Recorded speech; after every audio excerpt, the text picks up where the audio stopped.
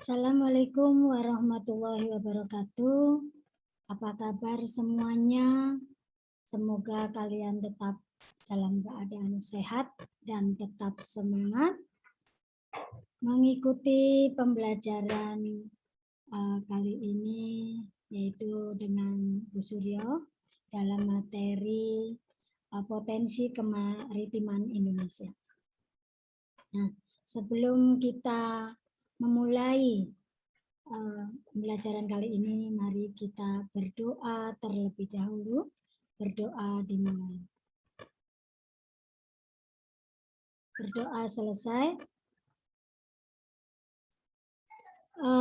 Materi IPS kali ini yaitu kita akan membahas tentang potensi kemaritiman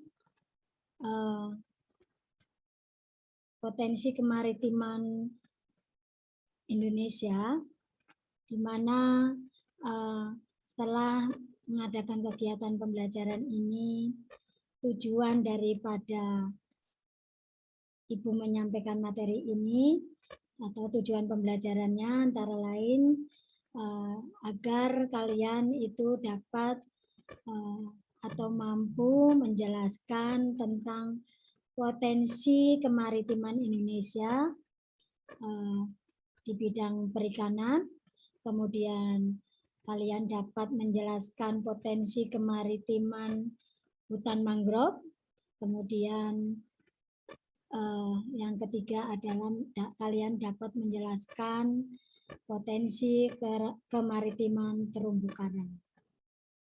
Nah, sekarang Ibu akan bahas yang pertama tentang potensi kemaritiman Indonesia, yaitu bidang perikanan. Potensi di dalam perikanan ini ada yang dikatakan dengan nama atau dengan sebutan potensi lestari. Di sini potensi lestari adalah potensi penangkapan ikan yang masih memungkinkan bagi ikan untuk melakukan regenerasi hingga jumlah ikan yang ditangkap tidak mengurangi populasi daripada ikan.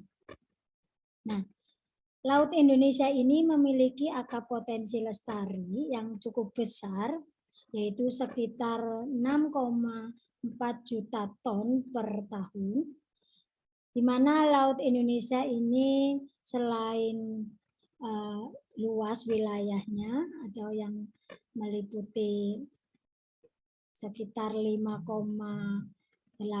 juta Indonesia atau juta kilometer wilayah Indonesia itu 2/3 dari luas Indonesia itu wilayah perairan. Nah, jika dibandingkan sebaran potensi ikannya ini, terlihat ada perbedaan secara umum antara wilayah Indonesia bagian barat dan Indonesia bagian timur, di mana Indonesia bagian barat rata-rata kedalaman lautnya 75 meter, dan jenis ikan yang banyak ditemukannya adalah ikan pelagis kecil, sedangkan untuk di kawasan Indonesia Timur rata-rata kedalamannya adalah 4.000 meter. Nah, jenis ikan yang banyak ditemukan adalah ikan pelagis yang besar seperti cikalang dan tuna. Nah, potensi kemaritiman Indonesia perikanan ini selain ikan yang tersedia di lautan, penduduk Indonesia juga melakukan budidaya ikan, terutama di daerah pesisir, yaitu di pantai utara Pulau Jawa. Banyak masyarakat yang mengembangkan usaha budidaya ikan dengan tambak, ya. Kemudian jenis ikan yang dikembangkan di tambak ini adalah ikan bandeng, udang. Nah, di mana kekayaan alam Indonesia yang berupa ikan ini banyak diambil para nelayan dari negara lain yang berupa praktek pencurian atau illegal fishing Ada beberapa wilayah perairan Indonesia yang paling rawan dengan praktek pencurian ikan ini, yaitu Laut Arafuru di Papua, yaitu di perairan Indonesia Timur. Kemudian sekarang yang kedua adalah potensi kemaritiman Indonesia, hutan mangrove. Salah satu potensi sumber daya maritim Indonesia adalah hutan mangrove atau hutan bakau. Adalah tipe hutan yang berada di daerah pasang surut air laut. Saat air pasang, hutan mangrove ini digenangi air laut. Nah, saat air laut surut, hutan mangrove ini bebas atau dari untuk genangan air laut ini. Umumnya hutan mangrove berkembang dengan baik di pantai yang dimana berlindung muara sungai atau laguna. Indonesia memiliki hutan mangrove terluas di dunia dengan total 3,2 juta hektar, di mana merupakan 22,4% ini dari total luas hutan mangrove di dunia.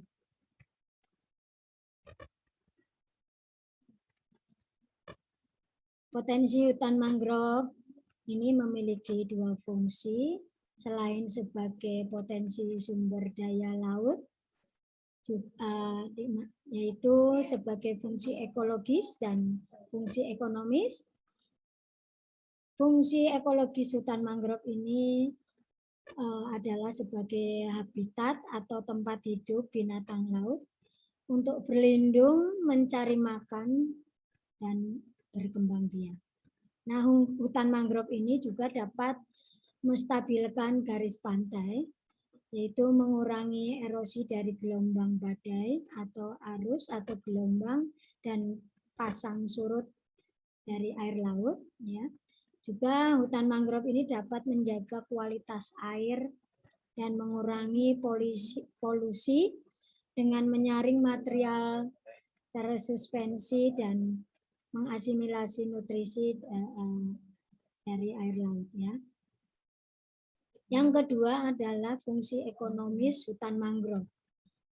Fungsi ekonomis hutan mangrove ini di mana fungsi ekonomis dari kayu dan pepohonan dari hutan mangrove ini juga selain itu makhluk hidup yang ada di dalamnya yang biasanya berlindung di situ, ya. Juga kegunaan kayu bakau juga secara ekonomis sebagai kayu bakar, bahan pembuat arang, dan bahan bisa untuk membuat kertas. Ya, juga bisa mempunyai fungsi lain secara ekonomis, yaitu sebagai tempat rekreasi, ya, atau sebagai hutan wisata mangrove. Yang ketiga adalah potensi kemaritiman terumbu karang. Mengapa terumbu karang banyak ditemukan di wilayah Indonesia? Ya, ini karena di Indonesia berada di daerah tropis dan suhu perairannya itu yang sangat hangat, maka pertumbuhan terumbu karang pun juga akan baik pada kondisi air yang jernih dan dangkal. Ya. Kedalaman air yang baik untuk tumbuhnya terumbu karang ini tidak lebih dari 18 meter, di mana terumbu karang ini kandungan garam di air laut ini sangat menentukan untuk tumbuhnya daripada terumbu karang. Jadi potensi terumbu karang ini selain fungsi dan manfaatnya ini, terumbu karang juga banyak, antara lain sebagai pelindung ekonomis pantai, yaitu di mana terumbu karang akan menahan dan memecah energi gelombang laut sehingga mencegah terjadinya abrasi atau kerusakan di sekitarnya. Yang kedua, fungsi daripada terumbu karang ini sebagai penghasil oksigen. Terumbu karang mempunyai kemampuan untuk memproduksi oksigen sama seperti fungsi hutan di daratan, sehingga menjadi habitat yang nyaman juga bagi biota laut. Yang ketiga, fungsi terumbu karang sebagai rumah bagi banyak jenis makhluk hidup, yaitu sebagai tempat bagi hewan dan tanaman yang berkumpul untuk mencari makan dan berkembang biak dalam membesarkan anaknya dan untuk berlindung. Yang keempat, sebagai sumber obat-obatan. Jadi terumbu karang ini banyak terdapat bahan-bahan kimia yang diperkirakan bisa menjadi obat bagi manusia. Yang kelima, manfaat daripada terumbu karang yaitu sebagai objek wisata. Jadi terumbu karang ini sangat bagus dan menarik minat banyak wisatawan pada kegiatan diving atau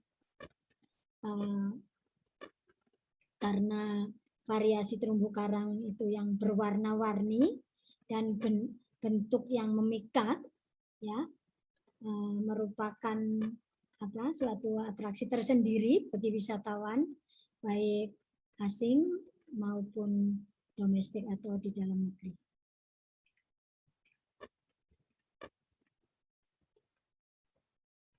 Nah, selain daripada manfaat dan fungsi daripada terumbu karang, juga terumbu karang ini harus dilestarikan karena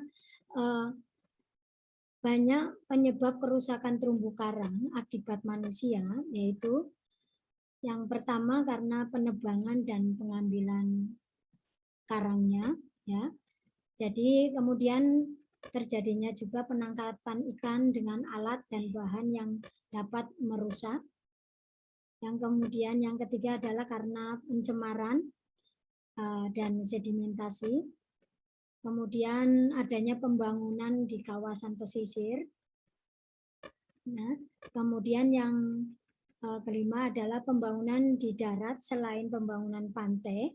Pembangunan di darat ini secara tidak langsung akan memberikan kontribusi sebagai penyebab kerusakan daripada terumbu karang. Juga aktivitas kegiatan industri di laut pantai atau lepas pantai, ya, sehingga permintaan juga akan jenis ikan hias atau karang ini juga sangat meningkat. Itu penyebab kerusakan daripada terumbu karang akibat ulah dari manusia. Kemudian selain penyebab kerusakan terumbu karang oleh manusia, juga kerusakan bisa diakibatkan oleh alam. Ya, jadi bintang laut yang berduri ini merupakan hewan pemangsa karang yang cukup ganas. Itu bisa menyebabkan kerusakan daripada terumbu karang. Ya, kemudian karena kerusakan ini akibat lain yaitu gejala alam yang bersifat global atau namanya El Nino, ya. Dapat diduga akibat terjadinya perubahan suhu yang cukup tinggi sehingga menyebabkan karang itu mati dan menjadi putih yang dikenal dengan proses bleaching, ya, di mana kerusakan karang ini yang cukup luas akibat dari bleaching ini di perairan Indonesia terjadi sekitar tahun 1997, namun gejala ini tidak terlihat di daerah perairan Maluku.